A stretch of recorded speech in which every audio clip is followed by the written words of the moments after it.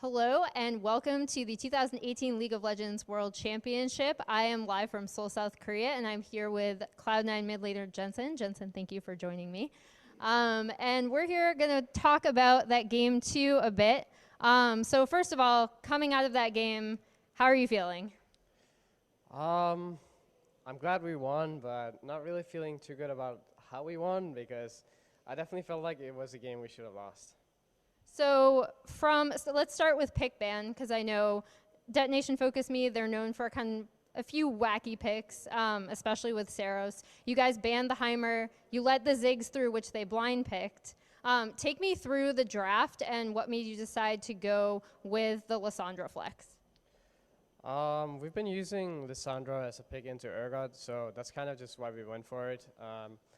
Honestly, I knew he played 6 beforehand, but I didn't expect him to pick it in the moment, so I wasn't really sure what to pick myself there. So I was like, there's like 6 different options going through my head, and like at the last second, I'm like, I don't know which one I'm gonna go for here. So I went for the Irelia because I thought, maybe I can snowball against the 6, and we would have really good team fighting comp. So that's just kind of how the draft went down. Okay. So laning against Ziggs is kind of awful.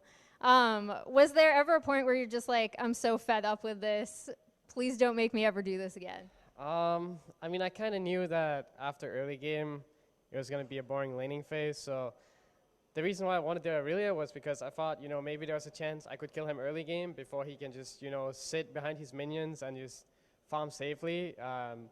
But yeah, the laning phase quickly became pretty boring and non-interactive. So yeah, there's not much to do about it. That's just kind of how the lane goes because it's a 6 against a bruiser assassin. So yeah, I kind of wish I played a different matchup, but it was all right. Playing against 6 is going to be boring laning phase, I think.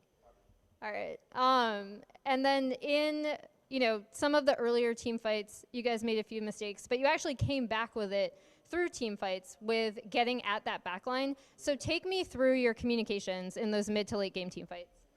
I think we realized early on that our Kindred got picked a lot by the Urgot, so then that's when we went for the QSS. And then I think also just the start of our team fights were pretty awkward because we weren't in the best position for it, so that was also a big problem. So I think it was just a mix of both. Like, we had really awkward fights, and once we sorted out the awkwardness, I think the fights became a lot more clear to us.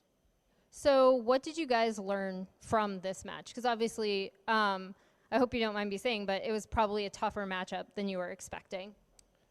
We haven't reviewed the game yet, so I'm not fully sure, but one of the things was that we had to, position better when we wanted a fight to happen and just play better on our terms, which is, pretty broad to say, but I think a lot of our fights just started off pretty awkward because we weren't all set up for it or holding our ground. So we kind of just a lot of times let them do their thing and fight on their terms rather than ours as much. As one of the veteran players on the team, that's actually something that I hear a lot from players is it's better to play our style. It's better to focus on what we want to do, especially in a best of 1 group stage. Would you agree with that? And what advice have you been giving to some of your rookie teammates? Yeah, I mean, that's kind of been our style the whole time. We go to Worlds and we try to not change too much how we play as a team, when it comes to team comp and everything, just because if you try to copy what all the best teams are doing, then they're going to play it better than you, simply because they've played it for a longer time, and in some cases they'll be better players as well. So that's just the way we operate as a team, and we've accepted that. I mean, we've talked about this a lot with the rookies, in different interviews.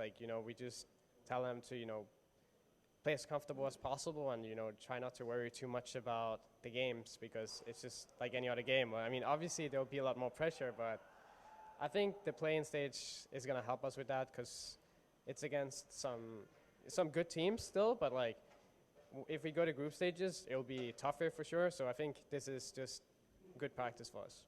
And finally, do you have anything you want to say to our NA audience here who might be a little bit worried after that last game? Well, if I'm not wrong, most of NA was probably asleep, so they didn't get to experience the terror of that game. So Yeah, I mean, if you watch the VODs, thanks for supporting us, and we'll try to clean up our games in the future. All right, you heard it here first. C9, they're going to improve going forward. Thank you so much for joining us here, and for more League of Legends coverage, keep it to ESPN/esports.